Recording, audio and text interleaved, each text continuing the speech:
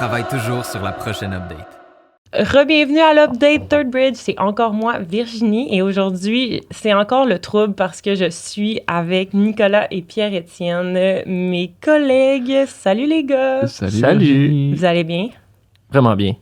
Ouais, toi aussi, PE? Ouais, c'est le temps des fêtes, je suis excité. Je suis vraiment content qu'on tourne l'épisode de Noël. C'est le podcast édition Noël, puis aujourd'hui... 23 degrés dehors.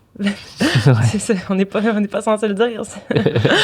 Mais aujourd'hui, pour se faire un petit cadeau, on aborde un sujet d'actualité qu'on avait envie de parler avec vous, de partager avec vous aujourd'hui, qui est le AI. Ça va être un gros... Ça brasse dans le monde de l'AI. Ouais.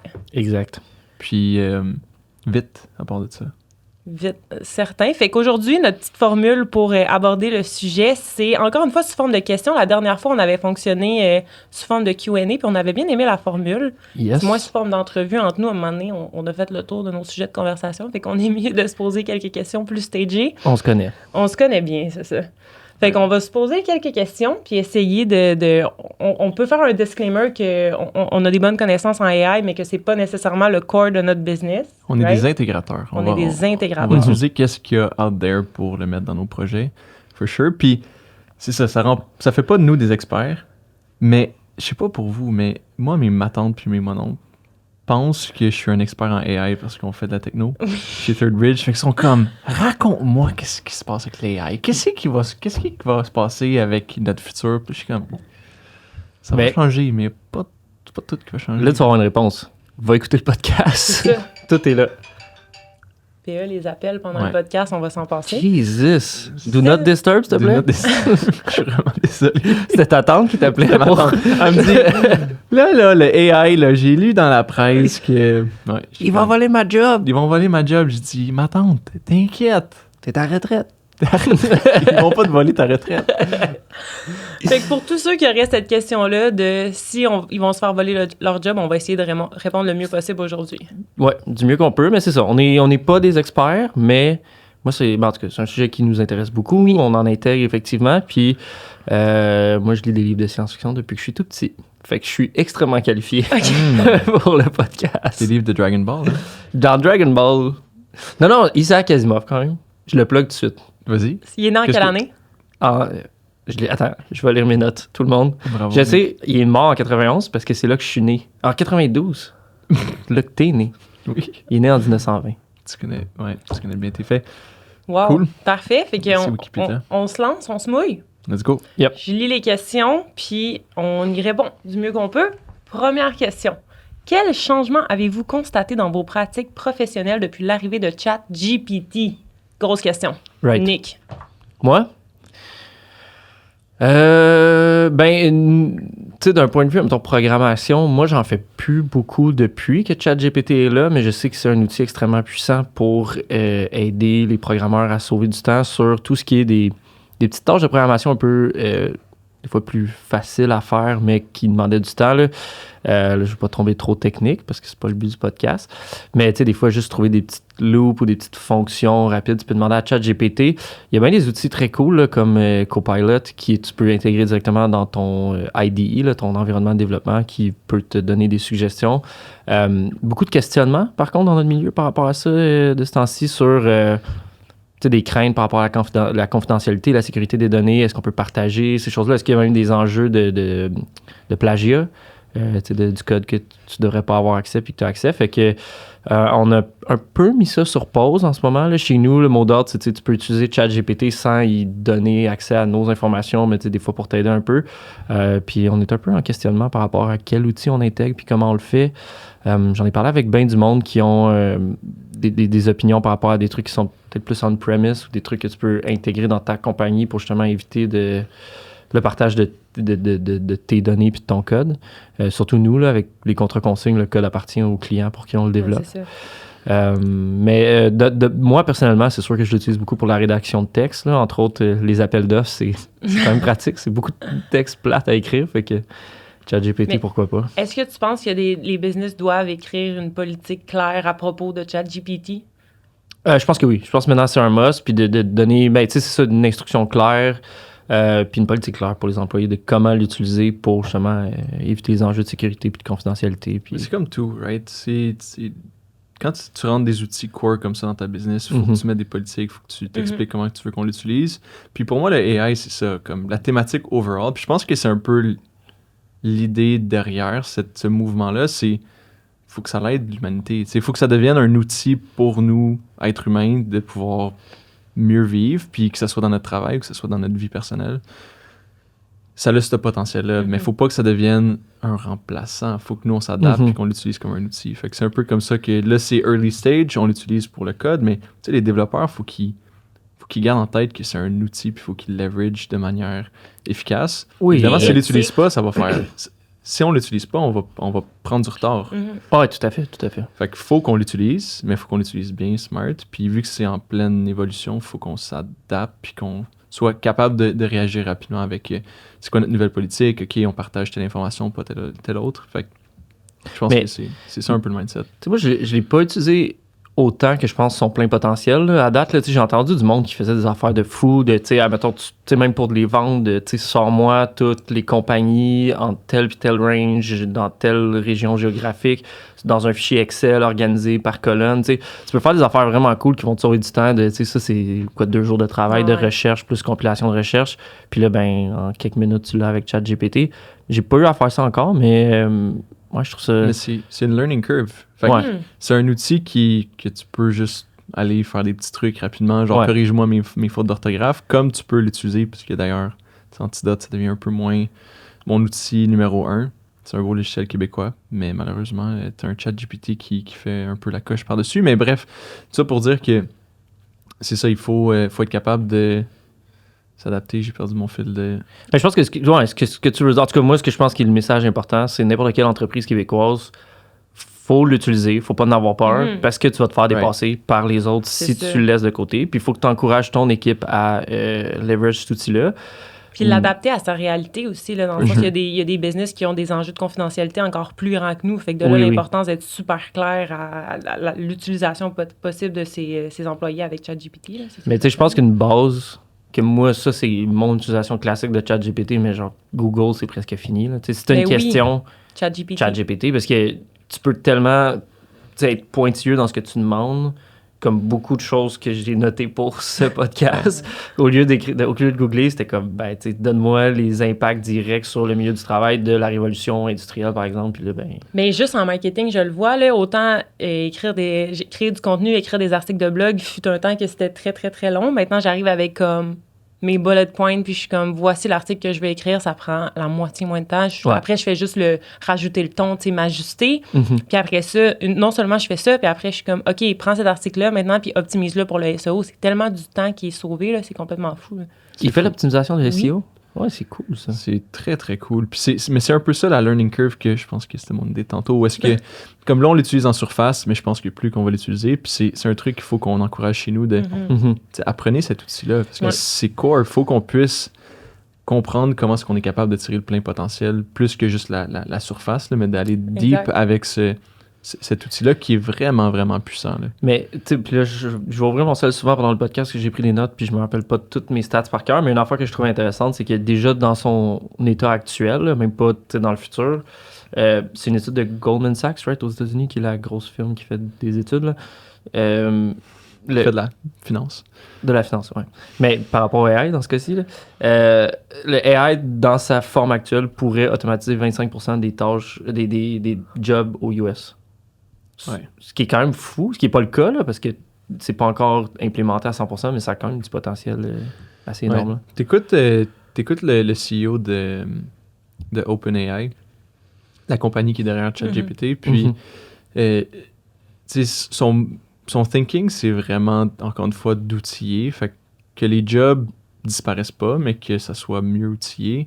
Les jobs, par contre, qu'il a flagué, c'est vraiment tout ce qui est customer support. Fait que le service à la clientèle, des choses qui sont un peu plus triviales, où est-ce que c'est une question puis une réponse. Je pense que ça va être une industrie qui va probablement changer, puis que les emplois vont peut-être disparaître-ish.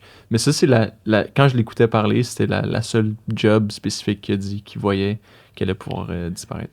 Ouais, for sure. Ben, là, justement, j'avais d'autres notes, là, mais ça, je m'en rappelle. Mais Parle-nous de tes notes, Nick. oui, c'est une compagnie indienne qui s'appelle Dukan, mais je sais pas si je le prononce clairement mal, là, mais c'est Dukaan. Puis eux, dans le fond, ils ont remplacé leur customer support par un chat de AI, là, un chatbot AI. Puis ils ont été en mesure de se débarrasser de 90% de l'équipe de customer support, ce qui est le genre de use case qui fait vraiment peur là, quand t'entends, mais qui en même temps est un peu aussi excitant pour l'avenir où ils ont sauvé 85% des coûts du customer support, puis ils ont énormément réduit le temps de réponse. Fait que on passe d'un temps de réponse en tout cas selon ce que j'ai vu dans l'article, là, qui était d'à peu près 3 heures, incluant les temps plus morts où tu as de la misère à avoir du staff parce que c'est la nuit ou whatever. Puis juste aussi le temps de réponse d'un humain qu'il faut qu'il aille lire, se renseigner, parler à quelqu'un. C'est ça, de 3 heures à 2 minutes à peu près. OK. Puis je trouve ça excitant parce que le customer support, là, je veux pas avoir l'air condescendant ou quoi que ce soit. Moi, c'est pas un job que j'ai l'impression que ce qui est tant le fun à faire, en tout cas. Puis peut-être qu'il y a des passionnés, puis tant mieux. Là. Je suis pas là pour dire à personne quoi faire, mais je trouve ça quand même encourageant. Puis tu sais, même, on l'a tous vécu là, pendant surtout la pandémie, ça a comme un peu amené ça où t'appelles pour un customer support, t'entends pendant des heures, t'as pas de réponse, ils te réfèrent à d'autres mondes, finalement, t'as jamais ton cas qui se fait rapper, mais tu sais, si on peut mettre des robots là-dessus, puis on a un meilleur résultat, je pense qu'on est tous gagnants. Là. Mais c'est fou parce qu'il y a des cas comme ça, puis après, il y a des business comme VRBO qui se promouvoient en disant « Ah, vous allez parler à une vraie personne en moins d'une minute. » Genre, puis là, je suis comme... T'as un peu les deux discours. C'est ça. Ouais. Mais c'est comme tout. Je pense qu'il va y avoir du positif. Puis même nous, par exemple, on prend l'angle avec un de nos produits à l'interne, c'est justement de pouvoir outiller les gens qui font le service à la clientèle. Fait que, comment est-ce que tu fais pour avoir la touche humaine mais d'avoir aussi le pouvoir du AI qui vient te supporter puis donner une réponse rapide. C'est l'approche qu'on trouve intéressante chez nous. Puis ouais, fait que tu t'entends plein de discours, tu sais pas trop, les jobs changent. Nous, on croit beaucoup que ça devrait être un outil et non un remplacement d'un emploi. Là. Vraiment. Puis justement, ça nous mène à notre deuxième question parce que là, on est plus overall, mais... les jobs overall, mais si on se penche plus sur le numérique, c'est quoi votre vision de l'impact du AI sur nos jobs à nous? Dans le numérique, ouais. Ben, tu sais, je pense que, tu sais, au niveau du marché du travail, c'est dur de prévoir. Puis là, justement, il y a des jobs comme le customer support qu'on voit déjà qu'il y a une différence. Tu sais, même le marketing évolue. J'en parlais avant le podcast, comme quoi il y a beaucoup du marketing qui est maintenant automatisé avec l'AI dans les systèmes classiques là, de Google, de Facebook, pardon, Meta, qui utilisent le AI pour bien montrer ta pub à qui doit l'avoir. Oh, mais nous, là, qu'est-ce qu'on fait chez Third Bridge? Chez Third Bridge, ben, je pense que ça va être... En fait, j'ai juste moi qui passe sa job à date, c'est parfait. Super. Okay, Virginie est out, Virginie est éclairée, c'est ça, c'est l'épisode qu'on renvoie Virginie en live. Virginie, peut-être merci. Ben, toi, oui. La vente, je pense que l'AI ferait le meilleur job. Moi, je pense que tout Third Bridge devient du AI. OK. On essaie de ça? Ben, c'est ça. OK, ben fin du podcast, parfait. Bonne journée. Joyeux Noël. Mais on pourrait demander au AI de nous faire des podcasts. Fait que de nous écouter parler puis d'en recréer un autre. Ça serait sûrement On meilleur. donne des sujets. C'est sûr. Mais on n'aurait pas les blagues à Nick. Ah non, le AI fait des meilleurs jokes, c'est sûr. Ben oui. Anyway, continue ton idée, je t'ai vraiment coupé. On On parlait de chez nous, chez Third Bridge. Oui, ben, ce que je pense qu'il va arriver, puis c'est un peu ça dans tous les domaines pratiquement, là, puis tu en as parlé, mais ça va devenir un outil où est-ce que justement, il faut un peu même réinventer la job d'ingénierie logicielle, où est-ce que tu vas commencer à être capable de générer du code pour qu'est-ce qu'on a besoin, puis de plus en plus se fier sur le code que l'AI est fait. J'ai l'impression que ça va devenir peut-être plus une job d'idéation, puis de justement monter la structure, penser à faire vraiment de l'architecture pour le logiciel, mais déléguer le bout de le code plus facile, plus de base. Simple. Ouais, c'est ça, à du AI. Puis que les ingénieurs logiciels, tu sais, on a souvent niaisé avec ça dans nos quand on faisait on affichait des postes là. Tu sais, au début c'était comme est-ce que tu utilises bien Google? Je suis vraiment d'accord, ouais. J'ai eu ces réflexions là. Genre, tu sais, c'était un peu est-ce que tu es capable d'utiliser Google? Parce que c'est sûr qu'il y a plein d'affaires que tu sais pas comment faire, mais quand tu vas commencer à programmer, tu vas aller sur Google, tu vas l'apprendre, puis là, tu vas être capable de l'intégrer dans ton projet. Mais c'est un peu la même affaire, mais par rapport à le AI maintenant. Fait que es-tu capable de donner les bons prompts à ChatGPT pour qu'il te génère le code qu'on a besoin? Puis de bien enligner le développement logiciel vers une architecture qui va être scalable puis fonctionner pour les besoins du client. Tu sais, l'interprétation des requis d'un client, j'ai l'impression que c'est une job humaine pour vraiment longtemps, tu sais. Versus l'exécution de générer du code plus automatique, ça devrait probablement être délégué à du AI éventuellement. Qu'est-ce qui est stratégie, qu'est-ce qui est justement là, peut-être conception. Mais l'exécution en soi, faut que nos développeurs soient capables de... Tu sais, au final, là, puis je sais pas c'est quoi la timeline, mais il faut qu'on soit capable de leverager pour pouvoir être 10 fois plus productif. Parce que sinon, on va juste prendre du retard, puis on va être la firme qui est 10 fois plus lente que n'importe quelle autre compagnie. Ça marche pas. Non, c'est comme le pire speech de vente. Ouais, c'est ça. Mais c'est des humains. Ouais. C'est des humains, ouais, exact. Mais c'est intéressant ce que vous dites. Puis justement, je suis allée à l'événement Inbound organisé par HubSpot en septembre dernier.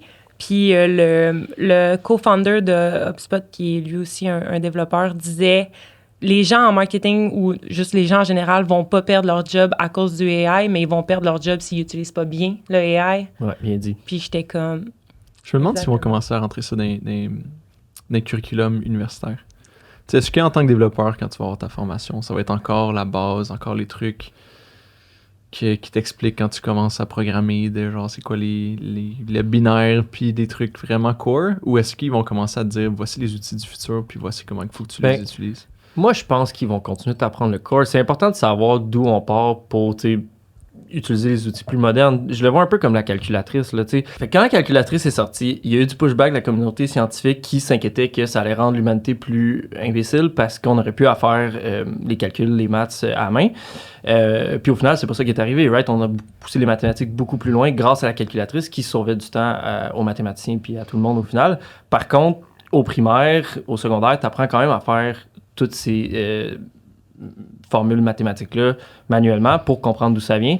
Puis je pense que ça va être ça aussi par rapport à l'éducation maintenant des ingénieurs logiciels, des développeurs.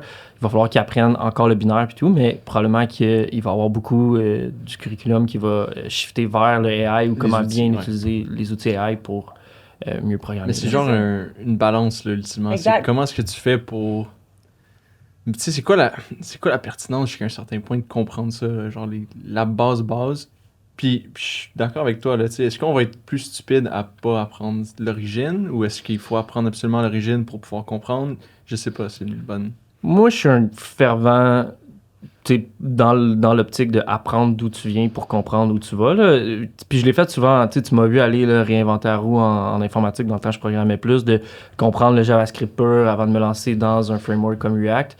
Puis j'ai l'impression que ça va être ça un peu aussi, que moi j'encouragerais des jeunes développeurs à faire. Avant de tout délégué à ChatGPT, fais-le un peu tout seul, puis là, tu comprends ce qui se passe, puis qu'est-ce que tu fais. Là. Mais c'est ça, j'allais dire. Ouais. Je pense qu'on le voit rapidement aussi, quelqu'un qui exécute versus quelqu'un qui comprend réellement qu'est-ce qu'il fait. Là. Ouais, certainement. Fait que ça revient un peu à ça. Là. Mm-hmm. Mais c'est intéressant ce que tu dis, puis un peu, tu sais, toi, la question que tu posais, c'est est-ce qu'ils vont intégrer ChatGPT dans l'éducation, je sais pas si c'est toi ou c'est Nick qui posait la question, mais en Dans tout le cas... curriculum, Ouais, mais tu sais, c'est un peu comme l'utilisation de Google. Est-ce que c'est enseigné, mettons, à l'école, de genre, ben ça, si tu sais pas ça, tu vas rechercher sur Google.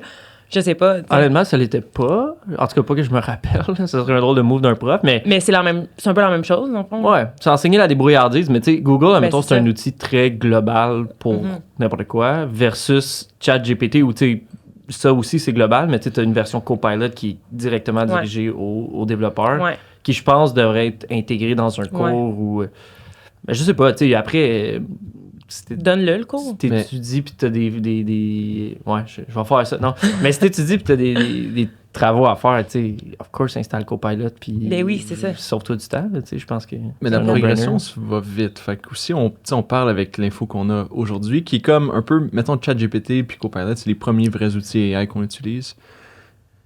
Ça va être quoi dans un an, tu sais? La progression est vraiment rapide, puis l'entraînement de ces modèles-là, c'est de plus en plus poussé, de plus en plus raffiné. Fait que ça, c'est quand même intéressant parce que quand tu regardes un ChatGPT, tu comprends que les modèles sont entraînés avec un set de data qui est choisi par les cofondateurs, par l'équipe de développement, là, en fait, là-bas. Puis, ça va être quoi, mettons, ça va ressembler à quoi le ChatGPT dans 2 ans? Ça va-tu être plus customisé à notre réalité? Est-ce que ça va être la même chose au Canada comme en Inde? Est-ce que ça va être la même chose?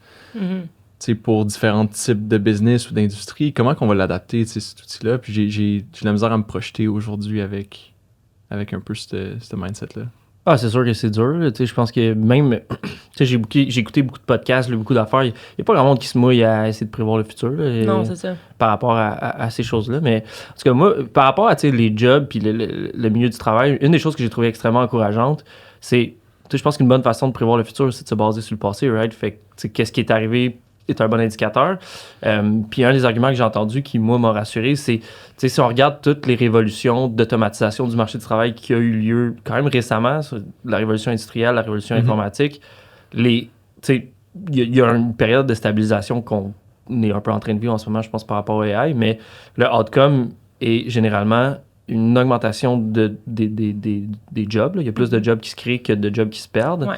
Puis une augmentation de la qualité de vie puis de la qualité des conditions de travail. C'est de quoi qu'on remarque à chaque fois. Tu sais. Mais mettons, quand tu dis plus de jobs qui se créent que des jobs qui se perdent, est-ce que c'est parce que justement on est encore dans le volet, on n'est pas sûr, on sait pas trop comment ça marche, fait que là on a besoin d'experts qui nous expliquent comment ça marche, mais on perd pas notre monde pour autant? Ben, tu sais, si tu checkes la révolution informatique, je pense qu'on en fait clairement partie. Là. Mais il y a des jobs qui se sont perdus. Il y a des jobs qui ont arrêté de se faire parce que le computing power est venu remplacer des humains. Mais t'as toute notre industrie qui existe. Là. On n'aurait pas de job si c'était pas cette révolution-là, nous trois, puis ben du monde. Ouais. Mais que, par rapport au AI, mettons. Mais c'est ça. Puis c'est dur à prédire. Ouais. Je peux pas dire quel job va se créer par rapport au AI. Là. Il y a genre Netflix qui fait des postes ultra genre bien payés pour remplacer même des écrivains pour générer du contenu pour la télé. En intelligence artificielle. Avec de l'intelligence artificielle, ouais. Que c'est des jobs qui sont en train de se créer. Puis je pense que là, on est vraiment à tâtons. Là, puis c'est dur de prédire, mais je pense qu'il va y avoir des jobs qui vont se créer pareil. Puis, tu sais, c'est comme on disait, notre métier va remplacer. Tu sais, je pense que interpréter les requis pour, si nous, on développe un logiciel, il n'y a pas, peut-être éventuellement le AI, mais ça va être dur à faire versus là, nous, on interprète le requis. Puis, tu sais, même comment c'est perçu par un humain, les humains veulent être écoutés par d'autres humains. Fait que, tu sais, la vente, la gestion de projet, tu sais, j'ai l'impression que c'est très humain comme nature. Vraiment. Puis après ça, de, tu sais, prendre ça, puis d'aller dans un ChatGPT, un Midjourney, genre, crée-moi des images pour l'app que je suis en train de designer, par exemple. Là, peut-être un humain qui est capable de bien parler avec la machine puis de faire un genre de final QA de qu'est-ce qui est généré. Ouais, le volet stratégique, je pense, le volet...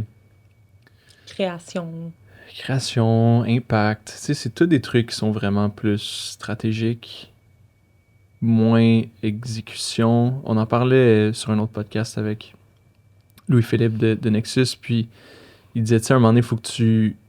Eux, ils ont fait un shift drastique d'une shop de dev à plus une compagnie qui va t'accompagner dans tes problématiques d'affaires ou dans ta transformation numérique. Puis je pense que c'est juste... Ça, c'est un exemple typique de est-ce qu'on est capable de... Où est-ce qu'on crée de la valeur en tant qu'humain? Parce que où est-ce qu'on devient une commodité versus un partenaire stratégique? Puis c'est un peu sur ce clou-là qu'il faut qu'on... Mais nous aussi, on fait ce shift-là. J'ai l'impression que c'est dans notre époque là, de comme arrêter justement de juste être des exécuteurs parce que ça, on délègue ça, puis d'être ultra humain, puis juste qu'est-ce que tu as besoin, comment on augmente, comment on crée de la valeur pour ta business. C'est ça qu'on fait maintenant. Là. Mais en tout cas, je trouve ça intéressant, puis je pense que c'est dans l'ordre aussi de le AI qui commence à automatiser des tâches. Pensez-vous qu'on va devenir plus paresseux? C'est sûr que oui. Je pense que oui. C'est sûr que oui. Ouais, comme avec la calculatrice, justement, c'est un bon exemple tantôt, là, de genre, pour vrai, tu dis, les gens sont pas plus imbéciles pour autant, mais il reste que j'ai de la misère à faire un calcul dans ma tête. Là. 7 fois 4. Go. 28. Quand même. Mais est-ce on que... Fais du montage puis coupe, genre, juste le mini délai. T'as l'air d'une machine. Mais comme la rédaction, justement, de trucs, oui. d'articles plus poussés, peu importe, tu mets ça ouais. C'est ça. Je pense que c'est vraiment... Ça sauve vraiment du temps. Fait que t'es vraiment plus paresseux d'aller écrire mot par mot qu'est-ce que tu veux dire. Après ça, ce que le AI a pas, c'est comme ta portion jugement. Là, pas, là. Ben, il y en a. La stratégie, vraiment. C'est ça. Fait qu'après, tu sais, moi, je relis ça, je suis comme ça fait pas de sens de dire ça. Mais c'est sûr que, mettons, tu sais, ça fait quoi, même pas un an que j'utilise ChatGPT, peut-être un an. Puis là, tu me dirais réécrire un article from scratch, puis je trouverais ça tough, c'est sûr. Ouais. Mais, tu sais, la paresse, c'est quand même des fois une motivation vers l'innovation. Tu sais, je veux moins avoir à faire une tâche plate qui est répétitive. Comment je l'automatise? C'est quand même la source de beaucoup d'innovation. Mais oui. Fait que je pense pas que c'est une mauvaise chose. Puis, tu sais, le milieu du travail a évolué, que je trouve intéressant. Tu sais, on travaille moins. Je pense que chaque génération travaille d'une certaine façon moins, ou comme moins physique. Fait que ça, je trouve encourageant. Tu sais, tout le monde aime ça être en vacances. Tout le monde est down pour la semaine de 4 jours. Tu sais, peut-être que le AI est notre porte, qui va nous ouvrir ces portes-là, genre de plus relaxer, plus passer de temps avec nos enfants, plus. Exact. Je suis vraiment pas contre. Là. Puis c'est de la paresse ou juste de l'optimisation de ton temps. Là. Vraiment. Mais je pense que c'est notre nature de faire ça. Ouais. Un peu comme dans le livre Brave New World. C'est cette vision-là qui était de genre, l'humain a juste choisi de s'appuyer sur le parcours le plus facile, le plus simple, puis tout était fourni. Tu sais, t'as une version du futur où est-ce que on est bien, on vit notre vie plein potentiel, on a du fun, puis c'est ça que l'humain a le goût de faire ultimement, tu sais, de nature. Fait que, ouais, puis après ça, qu'est-ce qu'on fait pour les salaires? Tu sais, est-ce qu'on va avoir un genre de salaire universel de base pour tout le monde? Ça, c'est une grosse question que tu soulèves. Ben, Puis j'ai pas les réponses, mais c'est quand même intéressant à voir un peu. c'est vrai que c'est très inquiétant, je trouve, pour l'économie, parce que, tu sais, on a besoin des salaires, tu sais, puis au-delà de juste... Tu sais, je trouve qu'il y a un danger pour le capitalisme, là, dans le sens... Ben, en tout cas, moi, une anecdote que je peux raconter que j'ai vécue, puis je nommerai pas personne, parce que ça ne met pas cette personne-là en valeur, mais j'avais une discussion sur l'AI avec un CEO d'une entreprise, puis je mentionnais un peu ce qu'on a déjà mentionné, là, comme quoi j'encourageais l'équipe à l'utiliser, puis que c'est un outil, puis fallait pas être laissé derrière avec. Puis lui, il dit « Ah ouais, je partage ta vision. D'ailleurs, moi, j'ai réussi à renvoyer 2 personnes grâce à de l'automatisation avec du AI. Genre, j'ai remplacé leur job par le AI, puis il s'en vantait, comme il était fier de ça.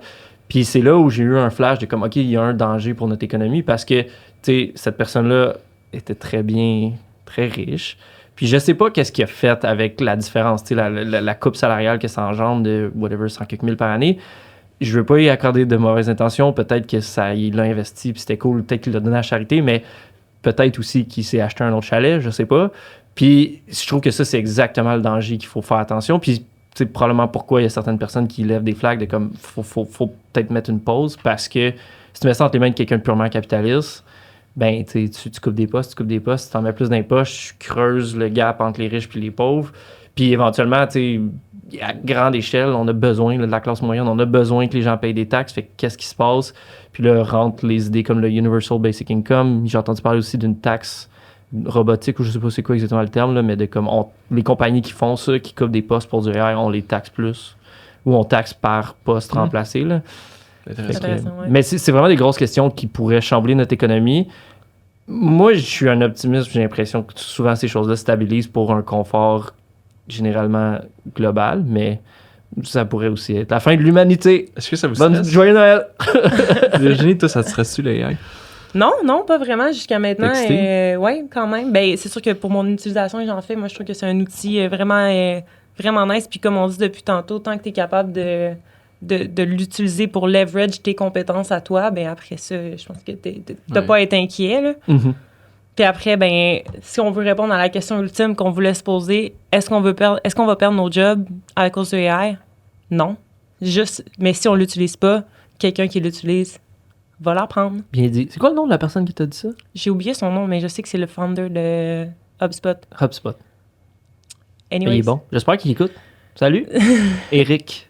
Eric, c'est un bon guess. Fait qu'on passe à notre 4e question. On y va. Le temps avance, fait qu'on n'a pas le choix on veut pas faire comme la dernière fois qu'on avait oublié toutes les étapes qu'on avait à passer. Fait qu'on passe à la 4e question qui est: pourquoi y a-t-il une inquiétude généralisée par rapport au AI chez les leaders mondiaux? Grosse question. Grosse question. Moi, ça me chicotait beaucoup. Parce que- Réponds-y. Ben, en fait, moi, c'est comme j'ai dit, je suis très optimiste, puis je voyais ça comme très positif, tu sais, d'automatiser justement des jobs que peut-être je considère personnellement moins intéressantes, genre support à clientèle, ou à la limite, même des robots qui te servent chez McDo. Genre, personne ne devrait avoir à travailler dans une cuisine de McDo, selon moi, mais encore là, c'est mon opinion. Puis peut-être qu'il y a des gens qui aiment ça, puis tant mieux. Terrain glissant. Mais en tout cas, je pense que des jobs peut-être que les gens ont moins le goût de faire, plus ingrates, tant mieux si on peut les Ils ont plus de automatiser. difficultés à recruter pour ces postes-là. Aussi. Ouais. Et moi, je veux mon McDo 24 heures sur 24.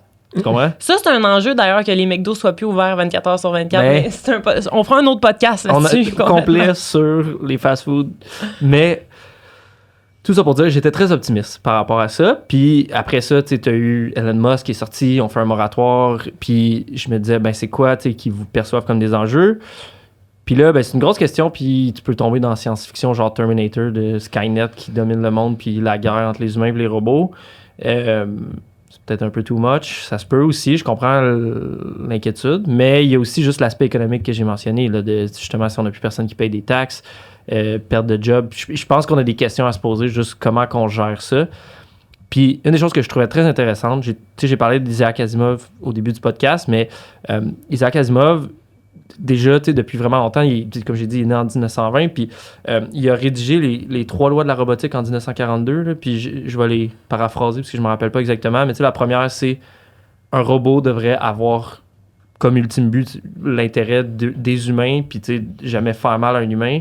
Deuxièmement, un robot devrait toujours sauver un humain à moins que ça implique faire mal à un autre humain. Puis troisièmement, un robot devrait, une intelligence artificielle, on s'entend, là, devrait avoir à cœur sa propre survie, s'auto-préserver, à moins que ça vienne en interférence avec les 2 autres lois, qui est un peu une approche naïve, mais qui est un peu l'inquiétude que les gens ont en ce moment de est-ce que un AI peut nuire à l'humanité parce qu'ils vont devenir plus intelligents que nous rapidement. Ils sont déjà, là. D'ailleurs, c'est un autre fait intéressant que j'ai dans mes notes, mais que je me rappelle par cœur.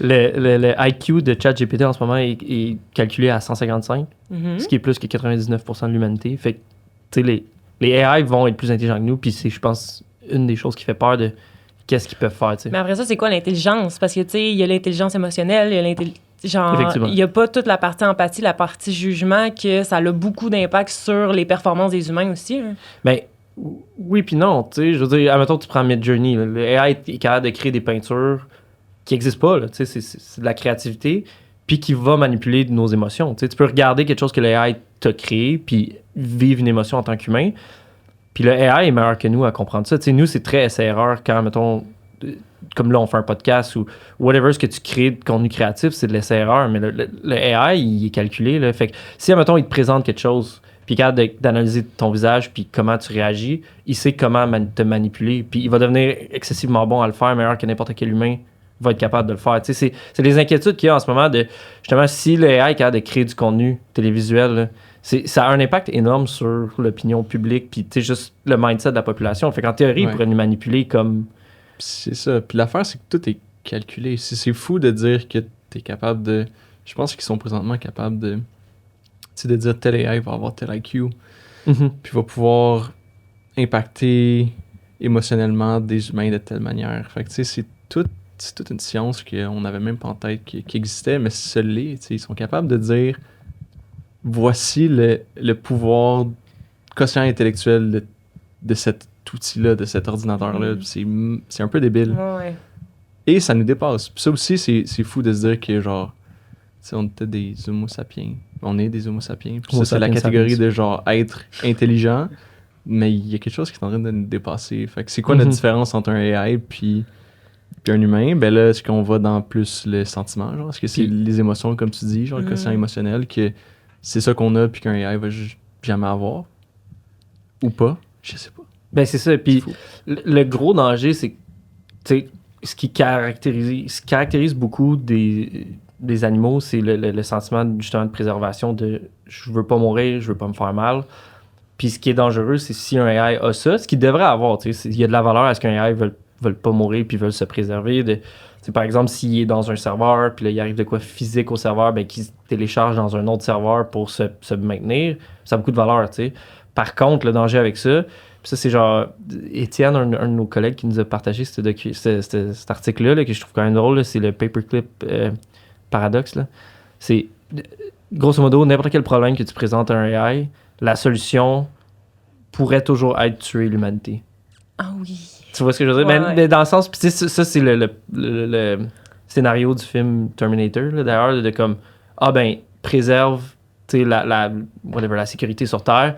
Puis là, lui, il se dit, OK, moi, je préserve la sécurité sur Terre, le AI, mettons, là, je suis ce qui est le plus grand c'est ce qui a le plus d'impact là-dessus.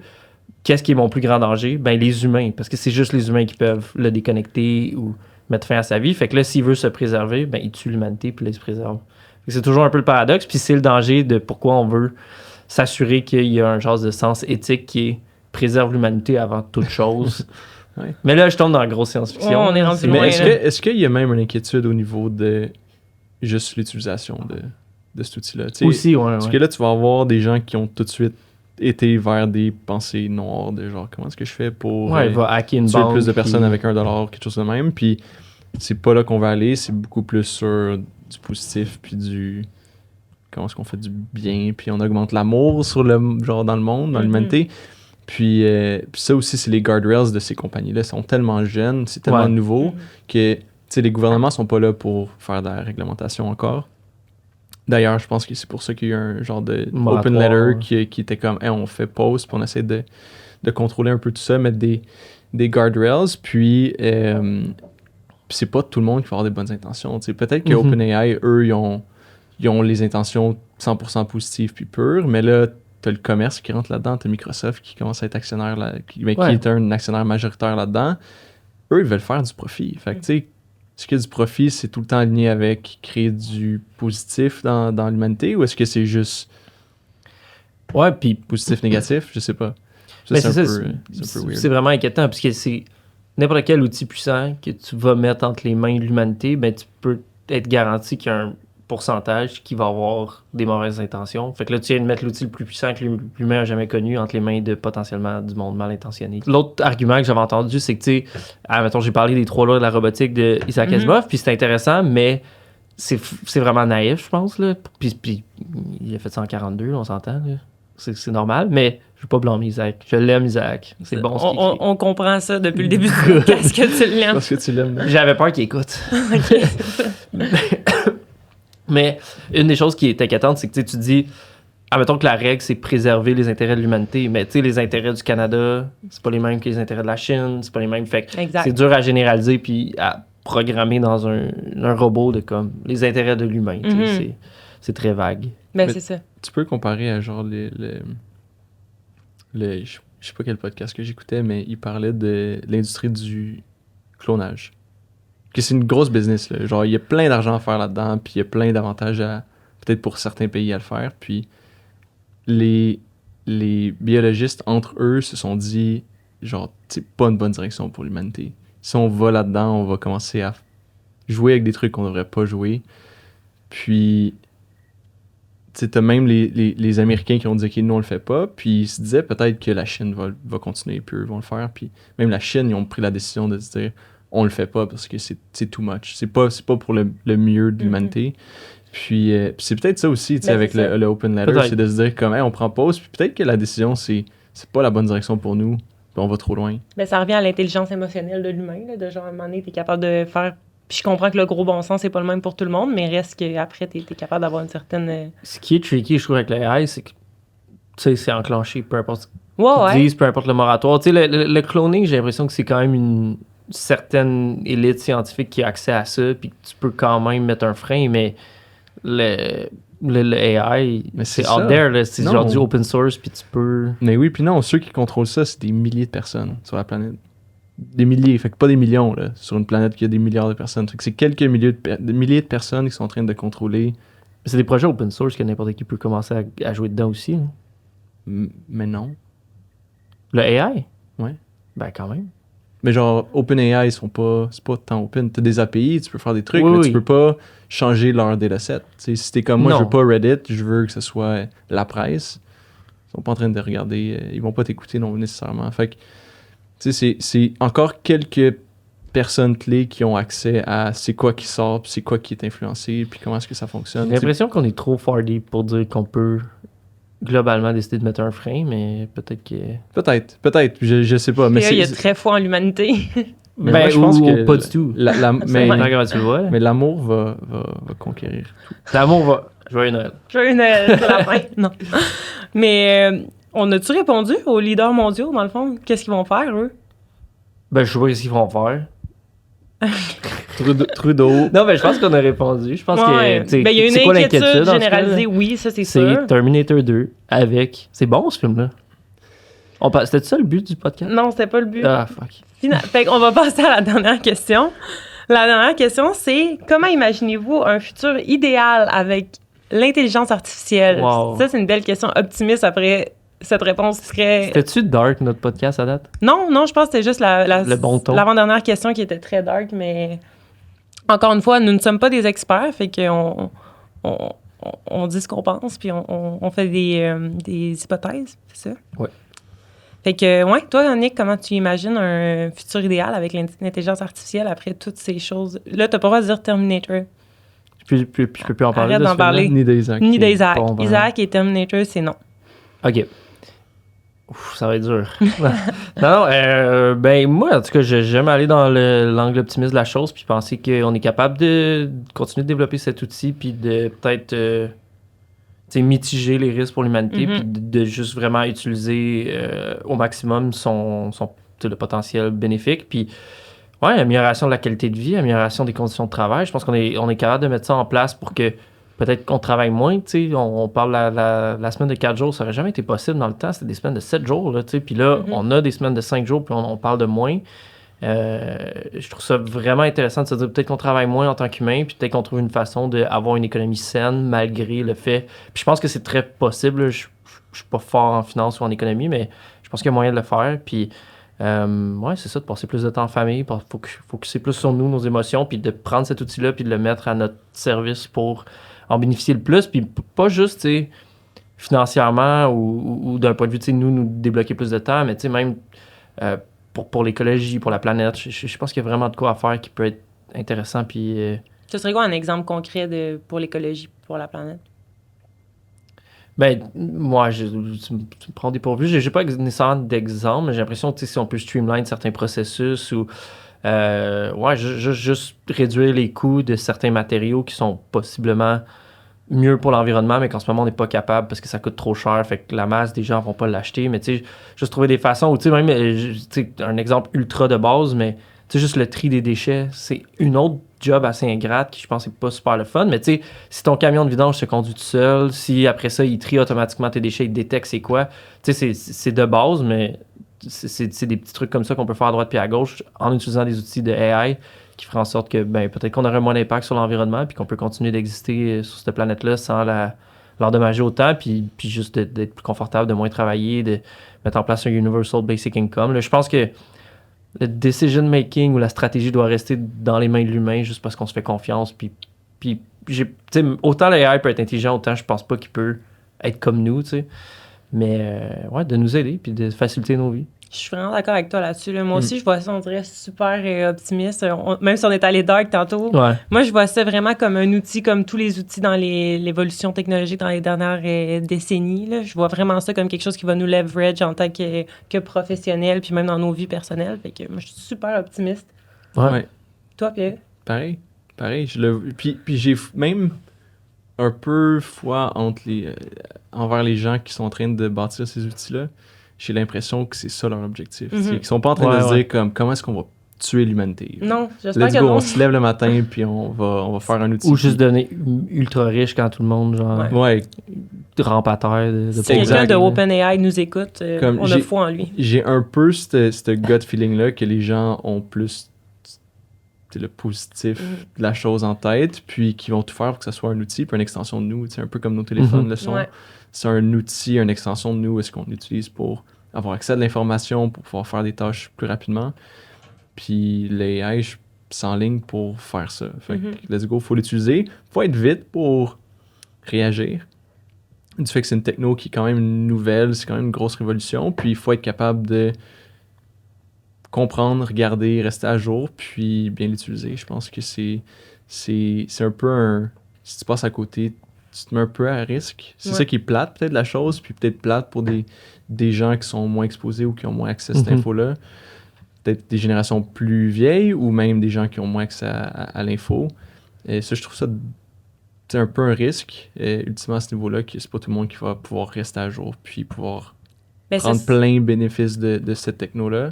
Mais for sure, pour nous, dans notre business au quotidien, dans notre entourage, je pense que ça va être un gros plus. Puis on va pouvoir faire des belles choses avec ça. Ce serait quoi votre truc, justement, ou juste vos conseils à quelqu'un qui veut se renseigner un peu plus, qui veut en apprendre davantage, qui est un peu plus... qui commence à se mouiller par rapport à l'intelligence artificielle? Tu lis le Journal de Montréal tous les Écoutez jours. nos podcasts. Non. OK, une vraie réponse. Non, mais je pense que écouter des podcasts là-dessus, c'est toujours une bonne chose. As-tu une pour- référence?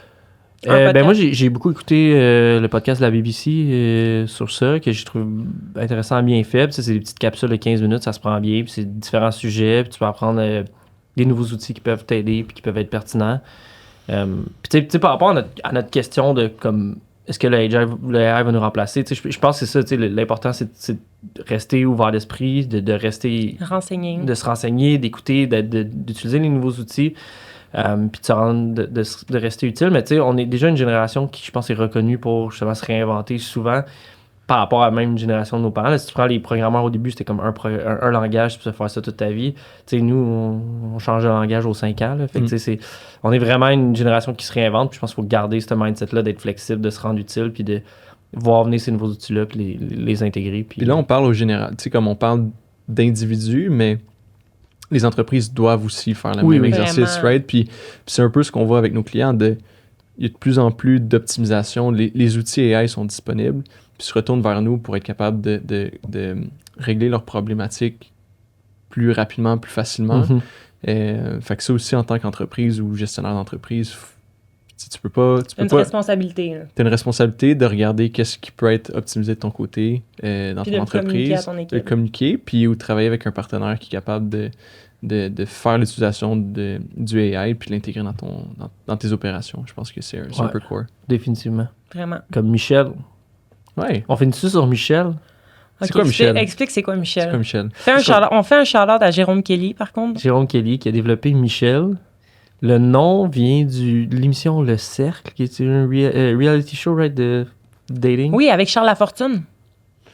Oh, de dating. OK, non. De non, Circle. je pense pas que... De Ben, il est Circle. peut-être là, mais il est plus un participant, je Peu pense. importe le nom, Nick. Fait que Michel, qui est comme je pense l'animatrice là, du cercle, en tout cas, est là pour comme aider les participants. Puis Jérôme, il avait créé Michel, qui est dans le fond, genre de, tu sais, une intégration de ChatGPT qui, dans notre chat de compagnie, vient nous envoyer des messages ultra dark pour notre fête. Là. Fait qu'il avait connecté ça avec notre logiciel de RH pour savoir c'est quand la fête de tout le monde. Puis là, il envoyait des messages de bonne fête qui étaient tout le temps comme durant la Deuxième Guerre mondiale, à la même date, plein de monde sont morts. Puis là, c'était vraiment dark. Right? Puis là, on y a demandé... En fait, on avait un hackathon, Third Bridge, puis dans le hackathon, un des projets, c'était améliorer Michel, puis genre, c'est quoi, pousser les limites de Michel, je pense que c'est ça le nom de leur projet. Puis c'est le projet qui a gagné. Puis là, maintenant, Michel fait plein de choses. Genre, Dont un roasté. dont me roaster non-stop. Je peux plus écrire dans le chat de compagnie sans me faire insulter. Ça, c'est mon feature préféré. Je suis vraiment le dindon de la farce. Puis, un des trucs que moi j'aime beaucoup, c'est que Michel, maintenant, est connecté à notre outil de feuille de temps. Elle va détecter les gens qui n'ont pas rentré leurs heures, puis elle les chicane à ma place. Ça, là, c'est du génie. Le Mais AI, c'est petite optimisation qui aurait été faite manuelle. Sinon, avant, Ça te sauve du temps à toi. ça me sauve énormément de temps. on regardait les feuilles de temps, puis on allait chicaner les personnes individuellement. Là, Michel, S'en occupe. Puis, Merci. hey, pas mal moins douce que moi. Ouais. Moi, c'était genre, hey, hihi, t'as oublié ta feuille de temps la semaine passée. Michel est genre, c'est inacceptable. un renvoi est imminent. ouais, vraiment pas douce.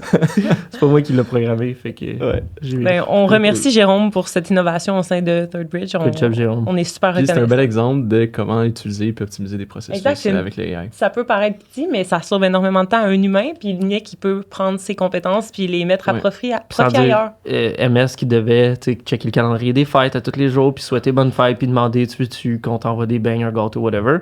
Michel le fait pour elle. Wow. Merci, Michel. Good job, Michel.